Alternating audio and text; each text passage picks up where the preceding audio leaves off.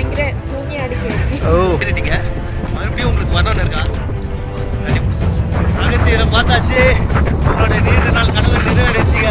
அனைவருக்கும் வணக்கம். நாம் இன்னைக்கு அகத்தியரை பார்க்க போகிறோங்க. 2வது நாள் பயணம். அங்கே பின்னாடி பார்த்தீங்கனாலே தெரியும் எந்த அளவுக்கு மேகங்கள் இருக்குன்னுட்டு. நம்ம போக வேண்டிய அந்த மலையே தெரியாத அளவுக்கு மேகங்கள் இருக்குது. இன்றைக்கி மழை வரும்னு சொல்லியிருக்காங்க. இன்றைக்கி மொத்த டிஸ்டன்ஸ்னு பார்த்தீங்கன்னா 7.5 kilometre, up and down 15 kilometre. நம் கண்களை கொள்ளையடிக்கக்கூடிய விஷுவல்ஸு, மிரள வைக்கக்கூடிய பாதைகள், நம் உடம்புல இருக்கக்கூடிய கடைசி எனர்ஜி வரைக்கும் தீர்ந்து போக அளவுக்கு இன்றைக்கி பயணம் அமைய போகுதுங்க. 3 to 4 வந்துடும். ஆக்சுவலாக காலையில் டிஃபனு தான் பூரி கொட்டாணி சுண்டல் குருமா சூப்பராக இருக்குது.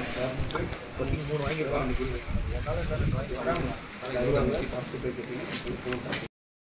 எங்களுடைய 2வது நாள் பயணம் பார்த்திங்கன்னா, அந்த ஃபர்ஸ்ட் நாள் நாங்கள் கேம்புக்கு போனீங்க இல்லையா, அதுலேருந்து மறுபடியும் ஸ்டார்ட் பண்ணுறாங்க. இன்றைக்கி 12 மணி வரைக்கும் தான் அலோடு. 12 மணிக்குள்ளே நீங்கள் அகஸ்தியரை போய் பார்த்துடணும். அப்படி இல்லைன்னா நீங்கள் எந்த இடத்துல இருக்கீங்களோ அந்த இடத்துலேருந்து அப்படியே ரிட்டர்ன் ஆகிடணும்னு சொல்லியிருக்காங்க. ஏன்னா நிறைய மேகமூட்டம், மழை வரும்னு சொல்லியிருக்காங்க. அதனால் எவ்வளோ சீக்கிரம் போக முடியுமோ நாங்கள் போக ட்ரை பண்ணுறோம். இப்போ டைம் பார்த்திங்கன்னா 7:45. நம்ம அகஸ்தியரை போய் பார்க்கறதுக்கு நமக்கு 4 மணி நேரம் 15 நிமிஷம் தான் இருக்குது. அதனால் இன்றைக்கி எவ்வளோ சீக்கிரம் போக முடியுமோ போகணும். காலையில் முதல்ல பார்த்தீங்கன்னா ரேஞ்சர் போவாருங்க. அவர் என்னென்னா பாதையெல்லாம் கிளியராக இருக்கா, எதனா அனிமல்ஸ் இருக்கான்னுட்டு முதல்ல அப்படியே செக்கிங் பண்ணிக்கிட்டு போவாங்க. ஒரு கைடும் அவரும். அதன் பிறகு தான் பார்த்திங்கன்னா நம்ம எல்லாம் ட்ரக் பண்ணிக்கிட்டு மேலே ஏறி போகணுங்க. 2ஆம் நாள் பயணத்தை நாம் ஈஸியாக போகணும்னு நினச்சிங்கன்னா, நாம் தங்கியிருந்தோம் இல்லைங்களா, அந்த டென்ட்டில் தான் மறுபடியும் இன்றைக்கி நைட்டும் தங்குவோம். அதனால் எவ்வளவு லக்கேஜை குறைக்கிறீங்களோ அந்தளவுக்கு ஃபுல்லாக கம்ப்ளீட்டாக குறைச்சிடுங்க. நீங்கள் வெயிட் இல்லாமல் போனீங்கன்னா ரொம்ப ஈஸியாக ட்ரக் பண்ணி போகலாங்க. அதே மாதிரி நம்ம கூட வர்றாரு இல்லைங்களா கைடு, அவர் சொல்கிறத அப்படியே ஃபாலோ பண்ணுங்கள். அவர் எந்த இடத்துல வேகமாக நடக்கணும்னு சொல்கிறாரோ, எந்த இடத்துல கம்மியாக ஸ்லோவாக நடக்கணும்னு சொல்கிறாரோ, அந்த மாதிரி ஃபாலோ பண்ணாலே நம்ம ஈஸியாக போய் சேர்ந்துடலாங்க. அகத்திய மாமுனி ஏன் இந்த உச்சியில் தவம் இருந்தார் அப்படிங்கிறதுக்கு ஷார்ட்டாக ஒரு புராண கதையை பார்க்கலாங்க. சிவபெருமானுக்கும் பார்வதிக்கும் திருமணம் நடக்குது. அது கைலாயத்தில் நடக்குதுங்க. அப்போ 30 முக்கோடி தேவர்களும் அங்கே போகிறாங்க.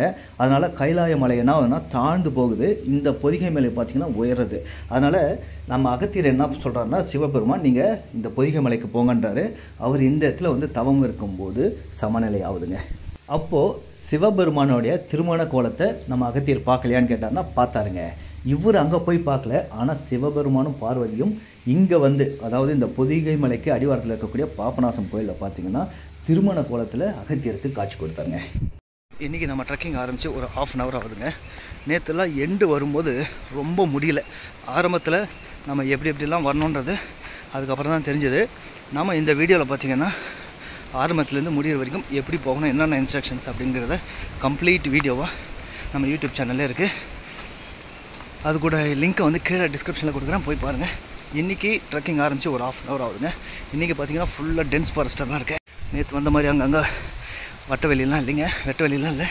இன்றைக்கி பார்த்திங்கன்னா கம்ப்ளீட்டாக ஃபுல்லாக டென்ஸ் ஃபாரஸ்ட்டாக தான் இருக்குது. இந்த எக்ஸ்பீரியன்ஸ் ரொம்ப சூப்பராக இருக்குங்க.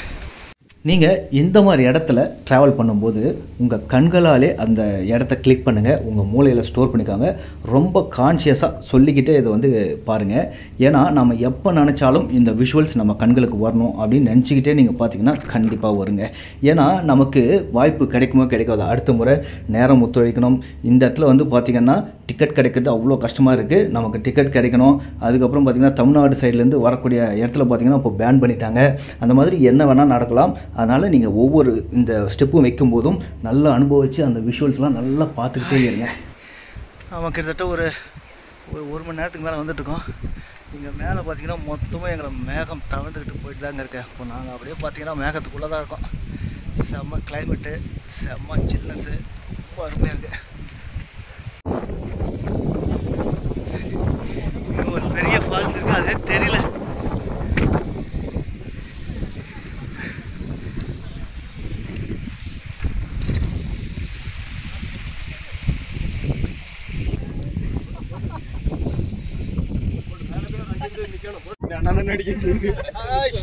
இப்போ நம்ம தமிழ்நாட்டில் வந்துட்டோம். கேரளாலேருந்து தமிழ்நாடு வந்தாச்சு. இந்த பக்கம் கேரளா, தமிழ்நாடு. கிலோமீட்டர் நம்ம கேரளா பார்டர் எல்லாம் தாண்டி இந்த ட்ரெக்கிங்கு அப்படியே போய் தமிழ்நாட்டில் தொடர்ந்துட்டுருக்குங்க. ஃபுல்லாக மிஸ்டாக இருக்குது. கிளைமேட் செம்ம சில், சூப்பராக இருக்குது.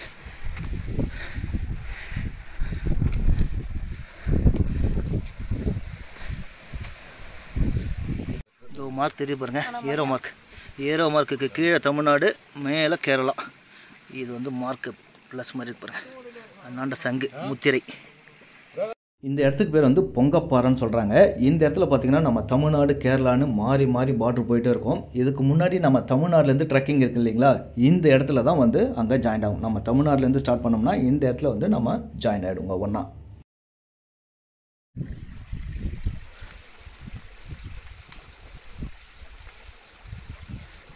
இது வந்து நிறைய ட்ரெக்கிங் வந்தீங்கன்னா கயிறு போட்டிருப்பாங்க இல்லையா, அதுன்னு நினச்சிடாதீங்க. இது சும்மா ஒரு சப்போர்ட்டுக்காக வச்சுருக்காங்க. அந்த கயிறு ஏறக்கூடிய இன்னும் போகணும். இந்த பாதை போக போக கடினமாயிட்டே இருக்குங்க. ஸ்டீப்பாக நெட்டாக போயிட்டே இருக்கும். நம்மளுடைய மைண்டு சொல்லும் போன்னு சொல்லும், ஆனால் நம்ம உடம்பு நமக்கு ஒத்துழைக்காதுங்க. அதையும் மீறி நமக்குள்ள ஒரு வில் பவர் இருக்கணுங்க. நான் போய் அகத்தியரை பார்த்தே அவன்னு நினச்சிக்கோங்க, கண்டிப்பாக நம்ம எல்லாருமே போய் சேரலாங்க.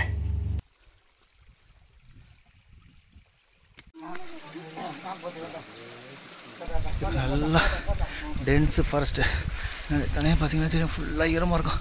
எல்லாம் பார்த்தீங்கன்னா அந்த மேகத்துக்கு இடையில் நடந்து வரும்போது தலை ஃபுல்லாக ஈரம், உடம்பே அப்படியே ஃபுல்லாக ஈரம் ஆயிடுச்சுங்க. நாங்கள் 7 AM ஸ்டார்ட் பண்ணோம். இப்போ டைம் பார்த்தீங்கன்னா 10:45. ஃபாரஸ்ட்லாம் பார்த்தீங்கன்னா வேறு லெவலில் இருக்குங்க. இதை வந்து நம்ம வார்த்தைகளால் எவ்வளோ தான் சொன்னோம்னாலும் நீங்கள் நேரில் வந்து அதை எக்ஸ்பீரியன்ஸ் பண்ணும்போது தான் ரொம்ப சூப்பராக இருக்குங்க. வாழ்க்கையில் ஒரு முறையாவது அனைவரும் வர வேண்டிய இடம் தான் இது. போலாமா? இப்போ தான் நம்ம அந்த கயிறை பிடிச்சி ஏறக்கூடிய பகுதி வந்துச்சுங்க. நீங்கள் ரீல்ஸு ஷார்ட்ஸில் எதெல்லாம் திறந்தாலும் அகத்தியர் கூடம் ரீல்ஸுன்னு போட்டிங்கன்னா நிறைய விஷுவல்ஸ் போட்டிருப்பாங்க அந்த கயிறு பிடிச்சி ஏறுறது. நமக்கு பாருங்களேன், மேகமூட்டம் எந்த அளவுக்கு இருந்தால் அதை சுத்தமாக நமக்கு தெரியாத அளவுக்கு இருக்குது. இந்த இடம் நம்மளை பார்க்கும்போதே மிரள வைக்கும், ஆனால் ஈஸி தாங்க. அவங்க கைடு சொல்லக்கூடிய இன்ஸ்ட்ரக்ஷன்ஸை கேட்டுக்கிட்டு நீங்கள் அந்த மாதிரி ஏறிங்கன்னா ஈஸியாக மேலே போயிடலாங்க.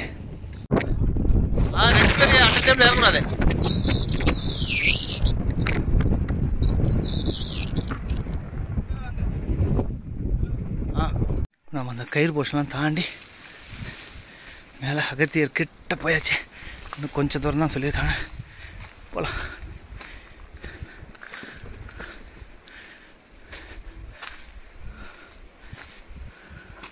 பாருங்க, ஒரு ஆள் போகக்கூடிய வழி மட்டும்தான் ஸ்பேஸ் இருக்குது. அந்தளவுக்கு நல்லா அடர்ந்த காடு தாங்க.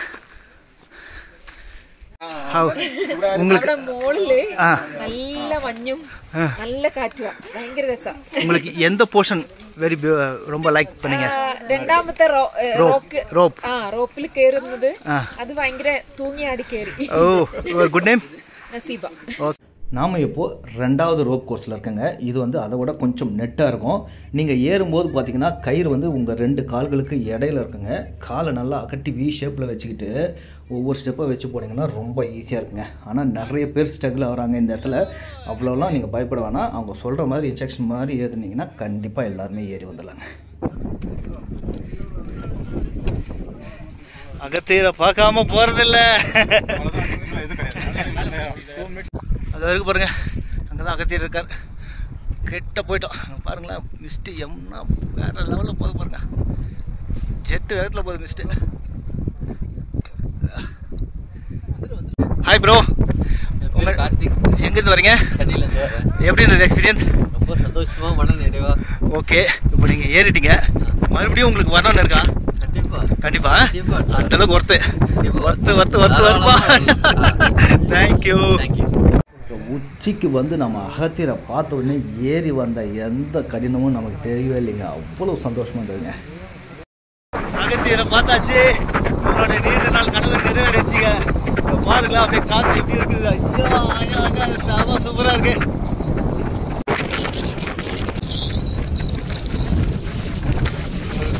அங்கே ஏறி போனப்போ பார்த்தீங்கன்னா பயங்கரமான காற்றுங்க. நம்மளே தள்ளக்கூடிய அளவு இருந்தது. இந்த அளவுக்கு காற்று இருந்தால் அவங்க ட்ரெக்கிங்கே அலோவ் பண்ண மாட்டாங்களாம். அதனால் நம்ம குயிக்காக இறங்க சொன்னாங்க. வாங்க போகலாம். இறங்கின பிறகு தான் இறங்கணும். அது லெவல் மாறுது இல்லை, பேலன்ஸ் மிஸ் ஆகுது.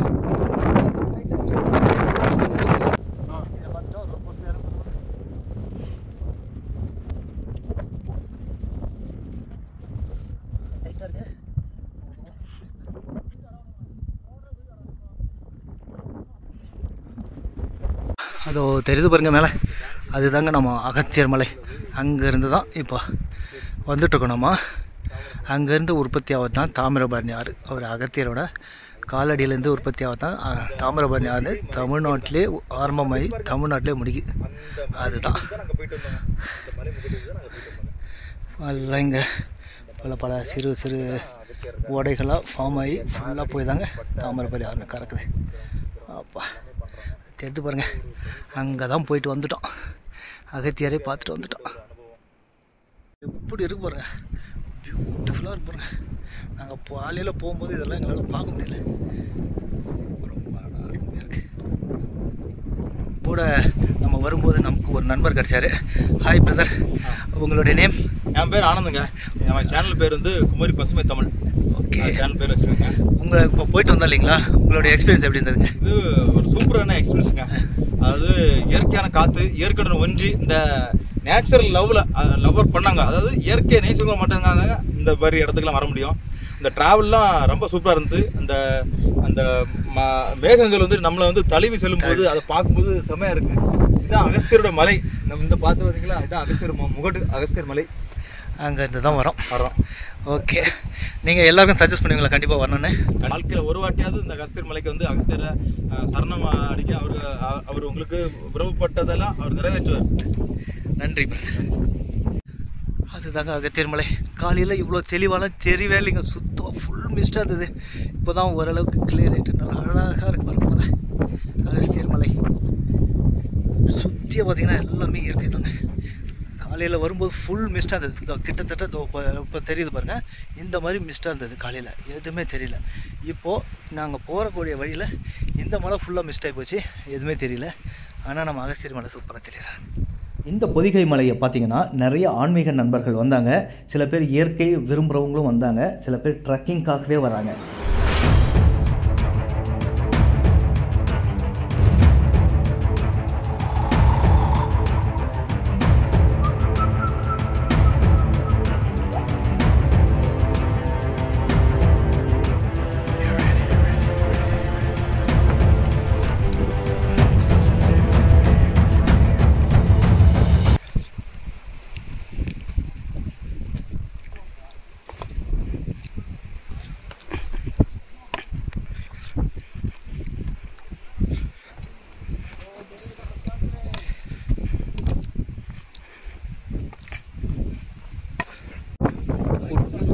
குட்டியாக ப்ளூ ஷீட் எடுத்து பாருங்கள், அதுதான் நம்ம கேம்ப். அங்கே தான் போக போகிறோம்.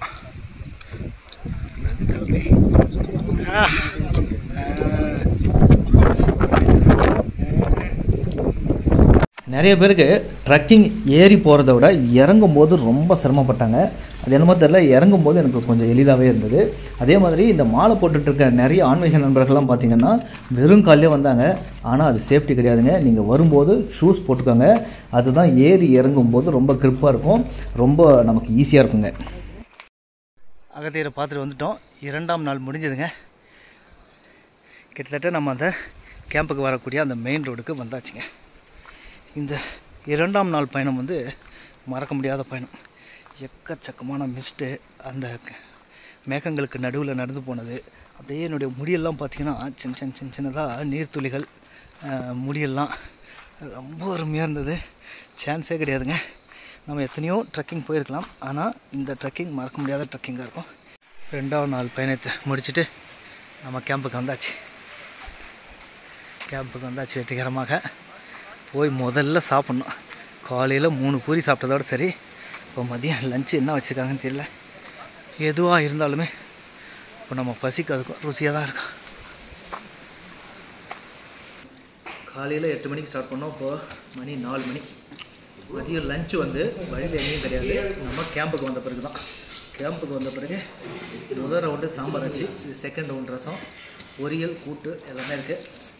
ரொம்ப சூப்பராக இருக்குது சாப்பாடு. ருசி அறியாதுன்னாங்க, இருந்தாலுமே ரொம்ப ருசியாக தான் இருக்குது சாப்பாடு. சூப்பர். இந்த ட்ரெக்கிங் போயிட்டு வந்த எல்லாரையும் கேட்டு பாருங்கள், அந்த 2ஆம் நாள் மட்டும் எல்லார் மனசுலையும் பசுமையாகவே இருக்கும். அந்தளவுக்கு பியூட்டிஃபுல் வியூஸு. நம்ம திரும்ப 3ஆவது நாள் வந்து பேஸ் கேம்புக்கு போக போகிறோம். அதை வெகு விரைவில் இன்னொரு வீடியோவில் பார்க்கலாம். நன்றி, வணக்கம்.